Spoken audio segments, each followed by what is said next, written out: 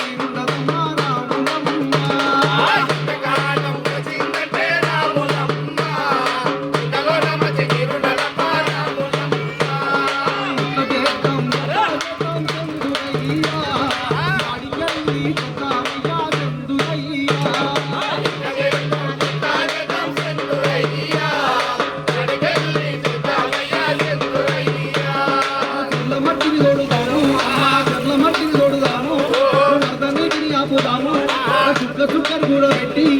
పైరులెన్నో పెంచుదాము చెట్ల మట్టిని తోడుకుందాము చెట్ల మట్టిని తోడుకుందాము చెట్ల మట్టిని తోడుకుందాము నీటిని ఆదా చేద్దాము నీటిని ఆదా చేద్దాము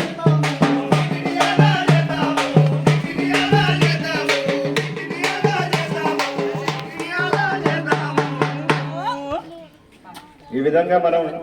చెరువుల మట్టిని తీసుకోవాలి, నీటిని ఆదా చేసుకోవాల్సినటువంటి అవసరం ఉన్నది. ఎందుకంటే ఒక చెరువు నిండిందనంటే ఆ చెరువు కింద సకల కులాలు సకల జీవరాశులు కూడా బతికేటువంటి అవకాశం